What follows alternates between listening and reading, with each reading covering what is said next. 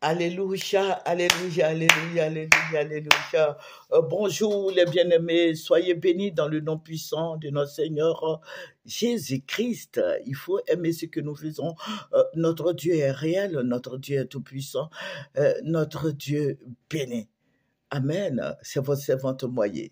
Amen. Nous allons présenter sur mon Seigneur, notre Dieu, notre gloire, notre rocher protecteur, notre appui, notre justice, notre bannière, notre avocat, le juge. Seigneur, je vais te dire merci pour ta présence dans nos vies. Je vais te dire merci. Merci, Roi des rois. Merci, Dieu Tout-Puissant. Merci, Dieu de gloire. Béni sois-tu au nom puissant de notre Seigneur Jésus-Christ. Amen. Alléluia. Voilà, nous prions un Dieu très très puissant et notre Dieu est celui-là même qui entend nos prières. Il agrée nos prières.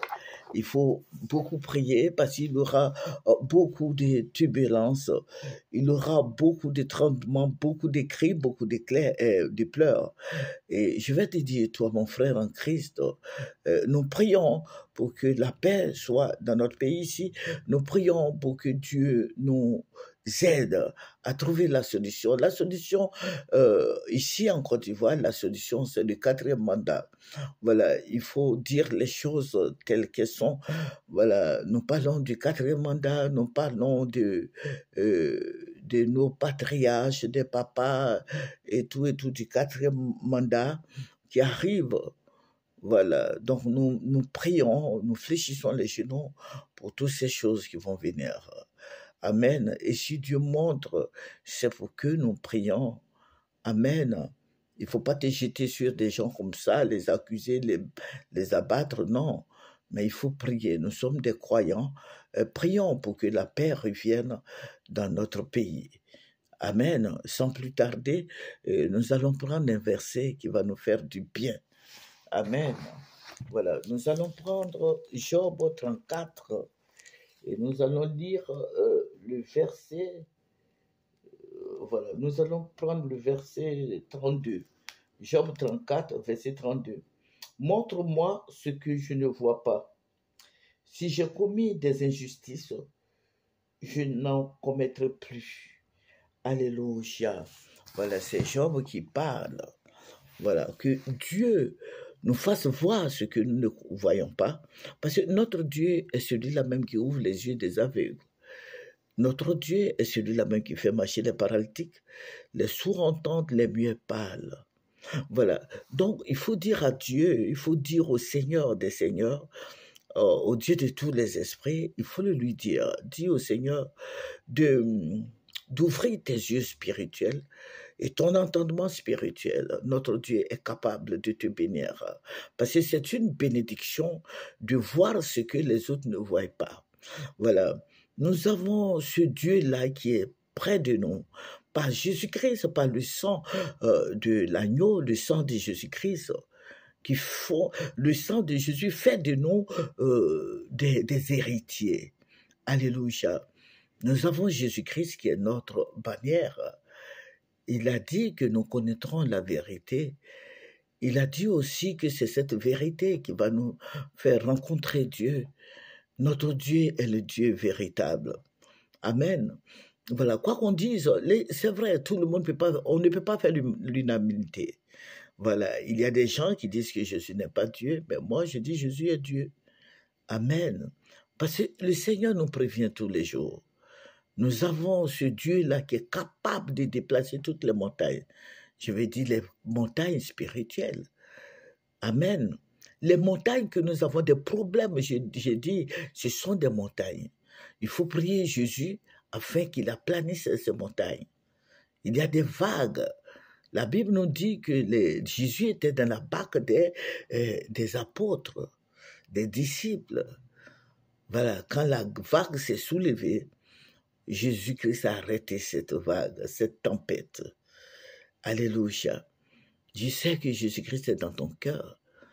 Garde Jésus soigneusement. Prie afin qu'il t'aide. Notre Dieu est là pour nous aider. Amen. Sans plus tarder, nous allons Nous avons présenté ce mot, Seigneur, excusez-moi, voilà, que le nom du Seigneur Jésus-Christ soit béni. Amen. Nous aimons le Seigneur et le Seigneur nous aime de tout son cœur. Jésus-Christ est venu pour nous. Jésus-Christ est là pour nous. Voilà.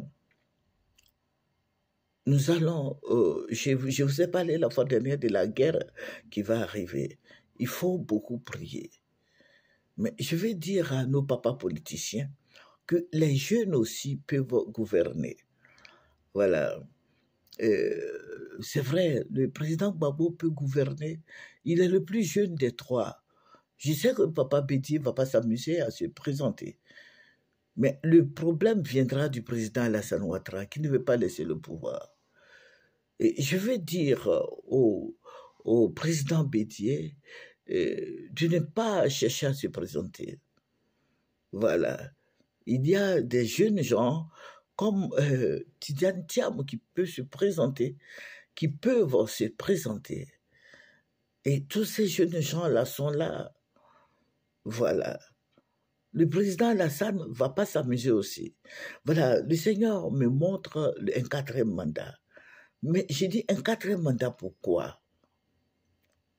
Parce que le Seigneur m'a ravi en esprit, je vois que le président Alassane Ouattara a été réélu par le petit groupe et s'est envoyé la guerre.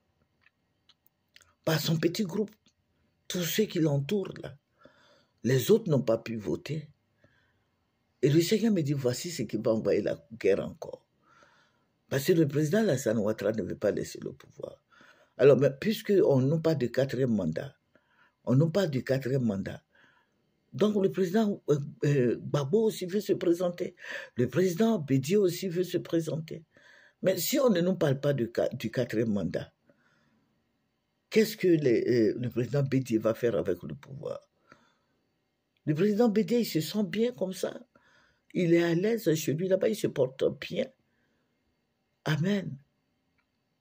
Voilà, donc je veux dire au président Ouattara, voici ce que le Seigneur m'a montré.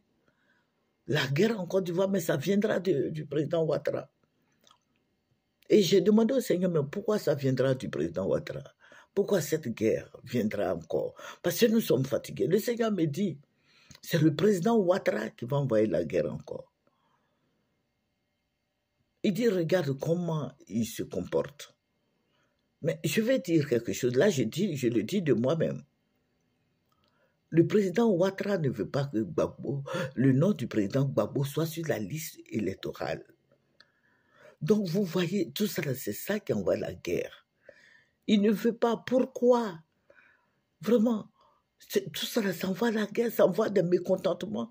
Et demain, les Ivoiriens vont se soulever. Et il aura encore des tueries. Pourquoi ne pas donner les papiers du président Gbagbo pour qu'il se présente, pour qu'il aille voter? Il n'est pas prisonnier. Il faut donner tous ces papiers. Il faut le mettre sur la liste électorale. Après combien d'années? On est fatigué. Que le président Alassane Ouattara comprenne que le président Gbagbo doit voter, qu'il mette son nom sur la liste électorale. C'est tout ça qui envoie des mécontentements. Voilà, demain, les gens vont se soulever, vont dire, bon, le président Alassane n'est pas ivoirien, s'il était ivoirien, il n'aurait pas dû faire ça, faire ceci, cela. Mais tout dépend du président Alassane Ouattara lui-même. Par le geste, par son comportement. Les gens savent ce que c'est. Ce n'est pas quelqu'un qui va se lever pour dire qu'il n'est pas ivoirien. Mais par le comportement, parce que l'ivoirien, là, il n'est pas comme ça, il n'est pas aussi rancunier. Et puis, tu ne peux pas faire barrière au président Gbagbo. Gbagbo, là, il est né politicien. Le président Gbagbo, là, il est né politicien. C'est lui-même qui a affronté le président Houphouët-Boigny pour qu'il y ait multipartisme en Côte d'Ivoire. On ne peut pas enlever son nom, retrancher son nom de la liste électorale. Je vais dire, le Seigneur m'a dit, regarde, voici ce qui va envoyer la guerre. Mais je vais dire au président Alassane Ouattara de faire beaucoup attention. Voilà, parce que Dieu va se venger des Ivoiriens, ça ne va pas être facile pour lui. Je ne veux pas qu'ils meurent. Je veux qu'ils vivent. Voilà. Donc, quand je parle, quand je fais les vidéos, je ne veux pas que nos 3 mentors là meurent. Je veux qu'ils aient la longévité. Mais quand tu essaies de gêner Dieu là, Dieu te classe. Voilà, le Seigneur a dit, il faut lui dire de mettre le nom du président Gbagbo sur la liste électorale. Et ça fait combien d'années? Le monsieur a été emprisonné. Il a été libéré. Hein? Qu'est-ce qu'on a à lever son nom de la liste électorale? Donc ça, c'est un problème personnel maintenant, à ce que je sache. Voilà, on va tout faire pour ne pas qu'il se présente. On va passer ici pour ne pas qu'il se présente. Des petites combines là. Ça, c'est des combines des sorciers, ça. On appelle ça des combines sorcellériques. Laissez tout le monde se présenter. Il est le plus jeune. Le président Ouattara. Vous n'allez pas interdire au président Gbagbo de voter. Quand Dieu m'a revenu, il dit, regarde la guerre. La guerre. Cette fois-ci, s'il y a la guerre, là, les gens vont prendre. Je vous ai dit que vos gardes rapprochés, là, sont tous des Maliens, les Guinéens. Que quand Dieu allait prendre. Mais ils vont vous tuer. Parce que Dieu ne sera plus avec vous. Même si vous êtes gardés par des anges. Mais Dieu va se fâcher contre vous. Déjà même Dieu est fâché. Au lieu de chercher à vivre, au lieu de chercher à dire à Dieu, pardonne-moi, vous enlevez le nom du président Gbagbo sur la liste électorale. Mais ça vous apporte quoi? Au lieu de relever votre vision pour que Dieu vous bénisse, pour que Dieu vous donne la santé, vous partez creuser encore dedans. Vous voyez, le président Gbagbo, là, il ne vous fait pas pitié. Le président Gbagbo qui a souffert pendant combien d'années, je ne sais pas, 11 ans, à la haie là-bas. C'est Dieu même qui a fait qu'il est là. Hein? Laissez tomber toutes ces petites histoires. Donc, vous combattez votre frère Gbagbo, Laurent, président Gbagbo Laurent, pour des blancs. Les blancs, là. Les blancs, là. Regarde, président Alassane, l'histoire va nous condamner. L'histoire va vous condamner, vous et vos enfants, vos descendants. Ils vont dire que c'est le président Alassane Ouattara qui combattait les Noirs. C'est le président Alassane qui était anti-africain. Mais c'est très grave. C'est très grave. Vous avez des enfants, des petits-enfants. En Côte d'Ivoire, ici, on se connaît tous. Mais vous n'allez pas laisser un bon héritage à vos enfants et vos petits-enfants. C'est vous qui allez dire au président Gbagbo, non, tu ne vas pas, ton nom ne doit pas être sur la liste électorale. Et ça me fait très mal. Parce que quand Dieu m'a montré la guerre, je me suis réveillé vraiment découragé. Mais comme découragement n'est pas chrétien, c'est pour ça que je suis en train de faire cette vidéo. Pour dire que le président Alassane, ce n'est pas normal. Laissez les gens tranquilles. Laissez les Ivoiriens tranquilles. Vous prenez la décision, c'est vous qui avez fait, puisque vous-même vous avez dit, comment on appelle la liste électorale, tout ça, c'est vous-même qui avez fait ça. Mais ce n'est pas bon. Ce n'est pas bon, parce que Dieu, c'est le juge. C'est Dieu qui peut ôter la vie de quelqu'un. Je vais dire à mes frères de partager cette vidéo, afin qu'on fléchisse les genoux. Parce que ce qui arrive là n'est pas bien. Parce que le président Alassane ne veut pas que le président Gbagbo vote.